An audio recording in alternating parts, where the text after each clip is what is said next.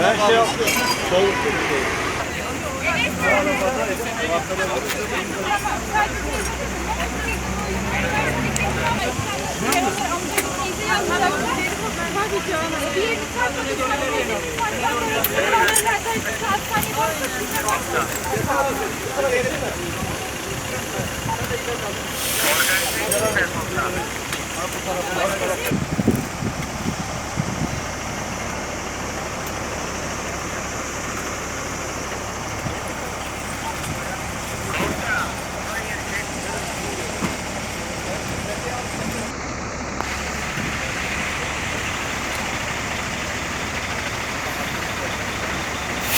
Eli cama geliyor.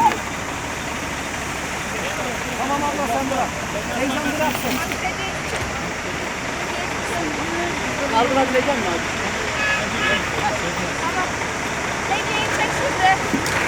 Çek.